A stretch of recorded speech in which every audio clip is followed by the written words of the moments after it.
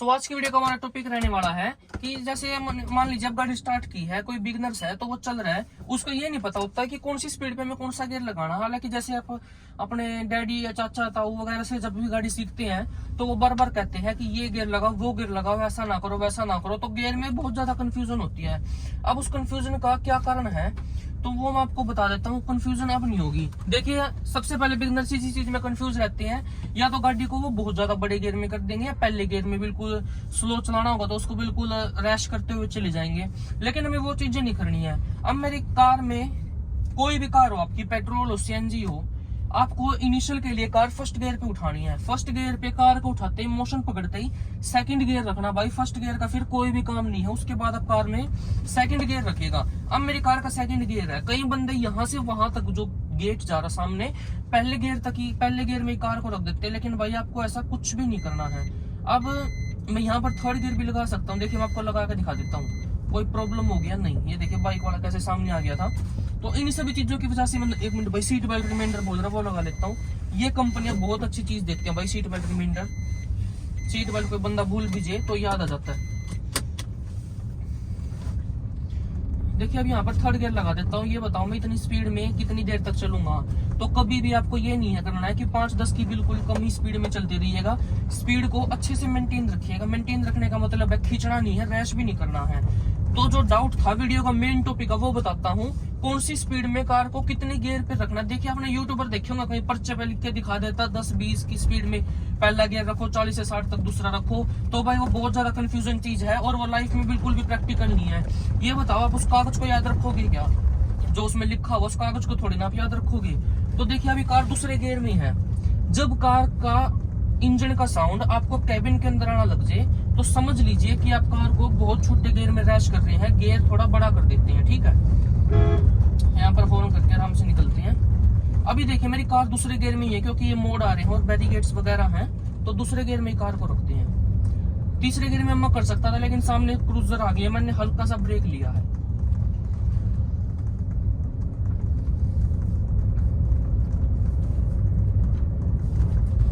Then car है third gear में। अपना लेफ्ट का इंडिकेटर देखिए, आपको कहीं भी जाना हो भाई, इंडिकेटर तो दे ही दे, बिना इंडिकेटर के कभी भी ना चले। लेफ्ट राइट दोनों जगह देख के चलते हैं आराम से, तो क्लियर व्यू है। अब ये चढ़ाई आ गई। यहाँ पर बंदे क्या करते हैं, चढ़ाई देखेंगे, रोड खाली है भाई, कार को खींच दो। इससे क्या होगा, आपकी कार माइलेज नहीं देगी बिल्कुल भी। देखिए, कार सेकंड गियर में 2 पे आरपीएम गया, 2000 पे जाते ही तीसरा गियर कर दो, 2000 पे जाती है आरपीएम को बढ़ा कर दो जब तक लास्ट गियर ना आए। अब कार का आरपीएम दोबारा 2 पर गया, देन फोर्थ गियर। अगर आपकी कार बेस मॉडल है कोई किसी कार कंपनी का, उसमें आरपीएम मीटर नहीं आता है, तो आप ये समझ लीजिएगा कि जब आपके कार के इंजन की साउंड आपको कैबिन के अंदर आने लग जाए तो आप गाड़ी का गियर बड़ा कर दीजिएगा। अब कार 5th गियर में हो चुकी है, बहुत ही स्मूथ चल रही है। इससे क्या होता है, कार माइलेज भी अच्छी निकाल के देती है और रैश ड्राइविंग नहीं होती बिल्कुल भी। तो नए बिगनर्स के लिए ये चीजें सीखना बहुत ज्यादा जरूरी है कि कौन से गियर में कार को कितनी स्पीड पर रखना है। और ये सिर्फ माइलेज के लिए नहीं है, इससे आपकी कार झटके लेके बंद भी नहीं होगी और वो रैश भी नहीं चलेगी, मतलब हाई आरपीएम पे भी नहीं चलेगी। सामने देखिएगा बैरिकेड आ गया है, लेफ्ट में जाना है मुझे। सबसे पहले तो अब इतनी दूर आगे इंडिकेटर दे दीजिए। देखिए, कुछ नहीं जाता, इंडिकेटर दे दिया। एक्सेलरेशन मैंने बिल्कुल छोड़ रखा है। ब्रेकिंग बताऊंगा कब इतनी दूर से करनी है। अब मैंने ब्रेक पे पैर रखा है। जैसे ही मेरी कार स्लो डाउन होगी, देन मैंने 5th से डायरेक्ट थर्ड गियर कर दिया है। अब यहाँ पर डायरेक्ट थर्ड से मैंने कर दिया है फर्स्ट गियर। सामने से देखिएगा भाई, ये कैंटर आ रहा है, तो चलते हैं अभी। देखिए, रोंग साइड से मैं बोल रहा था आपको कि हाईवे के ऊपर भी बंदे आ जाते हैं, तो मैं इन्हीं के बारे में बोल रहा था। अब सबसे मेन थिंग इज दैट कि राइट से आ रहे हैं, दिल्ली से नेशनल हाईवे आ रहा है जो कि चंडीगढ़ वगैरह जा रहा है, आगे मनाली तक, NH44। हमने इंडिकेटर दे दिया है राइट का। अब हमें इस चीज का ध्यान रखना अपने ORVM में कि जो पीछे से हाईवे से व्हीकल्स आ रहे हैं, वो कोई व्हीकल तो नहीं आ रहा वहां से ज्यादा स्पीड में। तो मेरे पीछे बिल्कुल क्लियर व्यू है, तो मैंने इसको राइट में मोड़ लिया है। वहां से कोई व्हीकल वगैरह कुछ नहीं आ रहा था। कार को फर्स्ट गियर में कर देता हूँ। मैं सेकंड में चढ़ सकती थी, लेकिन वो ये भाई रोड का काम है, कार बिल्कुल भी बंद नहीं होनी चाहिए एक बार भी। एक को आ रही थी, अभी ट्रैक्टर ने अड़ा दिया बीच में।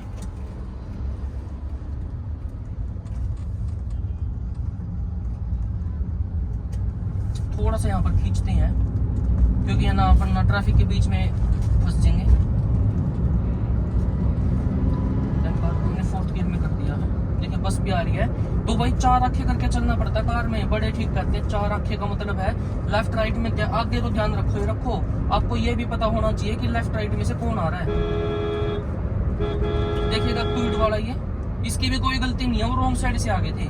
तो कभी भी ऐसे आप इस चीज में ना बहस करें कि अगला अड़ गया तो मैं खींचूंगा, अगला चलो पागल है कुछ भी होगा, वही बात है। आपको ये सोच के चलना है कि मुझे अपने व्हीकल को सबसे प्रोटेक्ट करके चलना। ये देखिएगा इनोवा वाला की स्पीड में चल रहा, बाइक वाला इन्होंने रास्ता घेरा हुआ था, अब इनोवा वाले ने स्पीड कर दी है तो थोड़ा रास्ता मिल गया। तो ऐसे आप कभी भी ना चले कि दूसरे बंदे को पीछे से रास्ता ना मिले। अब मेरी कार की स्पीड है 65 की, 5वां गियर। देखिए ये टोवेरा वाला है जो बिल्कुल ही स्लो डाउन है, बहुत ज्यादा स्लो डाउन है भाई। ये फर्स्ट लेन में रह के भाई इतनी बड़ी गलती कभी भी ना करो, क्योंकि पीछे से कोई तेज व्हीकल आ रहा हो तो सीधा उसकी टक्कर लग जाएगी। फर्स्ट लेन में कभी भी इतना स्लो डाउन ना चलो। अगर आपको स्लो डाउन नहीं चलना, लास्ट वाली लेन में चलो, और इतना स्लो डाउन चलना है टोवेरा के जितना।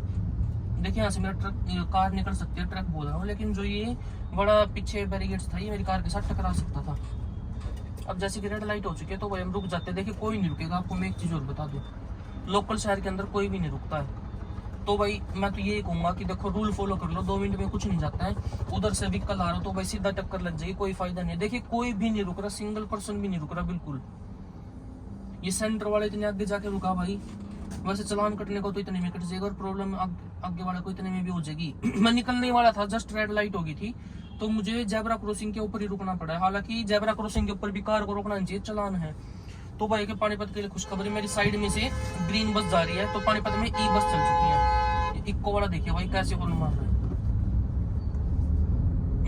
ऐसे मूर्ख प्राणियों से हमेशा दूरी बना के रखें, और अगर भाई ज्यादा परेशान कर रहा है तो ऐसा को रास्ता भी ना दे, बेशक आपको रैश ड्राइविंग करनी पड़ जाए। मैं तो ये बोल लूंगा, अब हॉर्न मारने को उसका इतना कोई काम नहीं था, इतना मत देखिए। अल्ट्रोज वाला ओवरटेक करने की सोच रहा तो मैं इसको रास्ता दे देता हूँ।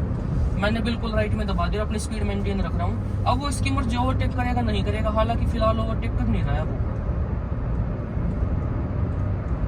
अब देखिए सामने मेरे सेंटर में थोड़ी सी स्पीड कर सकता हूँ, डिस्टेंस काफी ज्यादा है लेकिन इतनी स्पीड ठीक है, 70 की स्पीड चली गई है। और एक बात और बता दूं, जैसे कि अंकल अभी लेफ्ट में खड़े हो गए रास्ता मांग रहे, हालांकि कहीं लिफ्ट मांग रहे थे, कहीं हो सकते हैं मजबूर, लेकिन कभी अपने व्हीकल को ना रखे भाई, हमेशा उल्टा पंगा पड़ता है।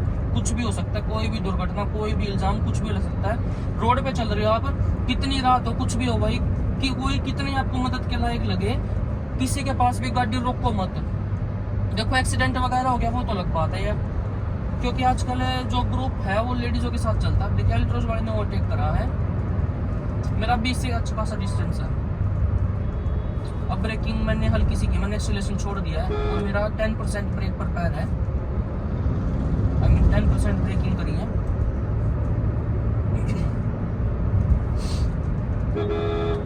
होम कर दिया क्योंकि बाइक वाले राइट में आ रहे थे बिना देखे। साइड मिरर का यूज हमेशा करें। अब कार 5th गियर में है। देखिए जब से पीछे से आ रहा हूँ टोल प्लाजा से, तब से कार हमारी 5th गियर में ही चल रही है। अब मैंने यहाँ पर पहले ब्रेकिंग की, पहले क्लच नहीं दबाया है। ब्रेकिंग करके कार को बिल्कुल जब स्लो डाउन होने लग जाएगी मैं तब इसको करूंगा। देखिए कार को मैंने 2nd गियर में कर दिया भाई, जल्दी से निकलता है क्योंकि यहाँ सिग्नल हो सकता है तो ज्यादा टाइम नहीं लेगा।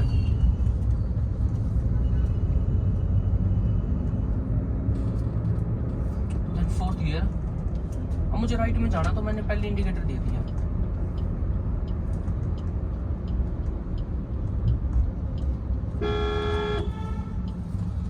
इंडिकेटर देके अपना आराम से चलते हैं। सामने भी अब देखिएगा रेड लाइट हो रही है लेकिन हमें सीधा जाना है। वो रेड लाइट उसके लिए है जो क्रॉसिंग करनी है जिसे। अब दोबारा मुझे लेफ्ट में जाना तो मैंने लेफ्ट का इंडिकेटर दे दिया। बाइक वाले को जल्दी इसको जाने देते हैं।